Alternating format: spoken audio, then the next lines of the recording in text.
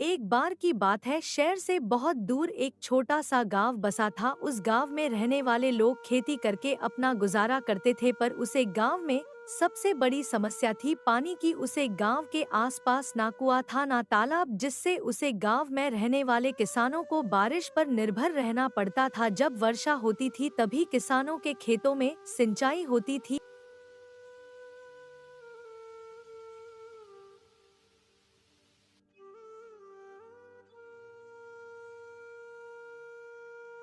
इस गांव में विमल नाम का एक किसान रहता था। उसके घर में एक पत्नी और दो बच्चे के साथ रहता था। विमल बहुत मेहनती किसान था। वह सुबह खेतों में खेती करने चला जाया करता था। वे खेत का सारा काम निपटाकर वे शाम के समय घर आ जाया करता था। विमल की मेहनत की वजह से उसकी फसल काफी अच्छी होती थी। इसके कारण उसकी फसल अच्छे दामों में बिक जाया करती थी।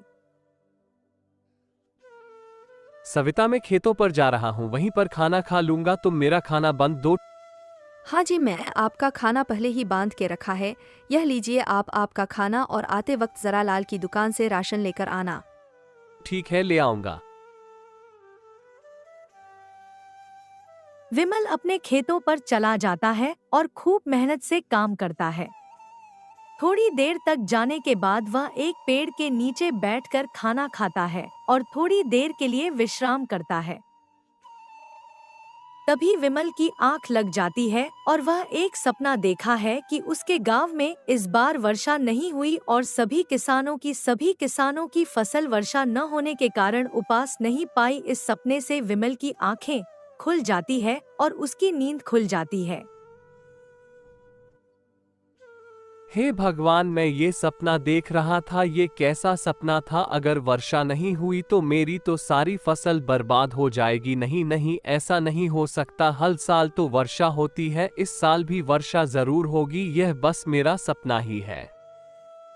ऐसा सोचकर बसंत वापस अपने घर जाने लगता है। तभी वह देखता है कि गांव में कुछ लोग बातें कर रहे हैं।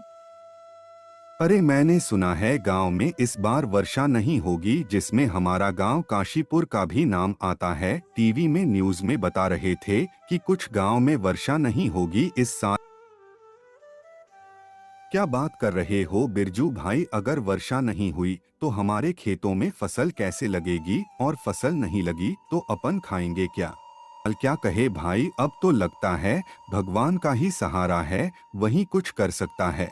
भला अपन गरीब किसान क्या कर सकते हैं? अपने गांव के पास कुआं तालाब भी नहीं है जिससे अपने खेतों में अपन सिंचाई कर सकें। हम तो केवल वर्षा के पानी पर निर्भर हैं। अगर वर्षा होती है तो अपने खेतों की सिंचाई होगी, जिससे अपनी खेतों की अच्छी फसल आती है।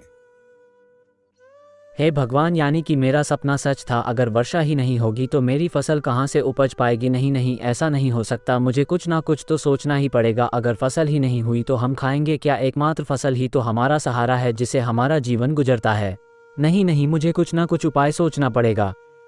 ऐसा कहने के बाद घर को चला जाता है। जी आ गए, आप बैठिए, आपके लिए खाना लगा देती हूँ। आप इतने परेशान क्यों देख रहे हैं? क्या हुआ? सविता, गांव के लोगों का कहना है इस बार वर्षा नहीं होगी। इस बार गांव में अकाल पड़ने की संभावना है। अगर ऐसा होगा तो अपनी फसल तो उपज ही नहीं पाएगी, और उपज नहीं पाई तो अपन खाएंगे क्या? जी, यह तो बहुत बड़ी समस्या है। अब अपन क्या करेंगे? वही तो मैं सोच रहा हूँ, कुछ ना कुछ तो करना पड़ेगा।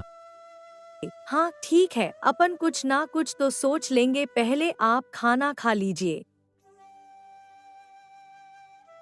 विमल का परिवार एक साथ बैठकर खाना खाता है और सभी सो जाते। विमल की मानो ऐसी नींद उड़ गई थी। सारी रात वह यही सोचता रहता है, अगर वर्षा नहीं हुई तो उसकी फसल का क्या होगा।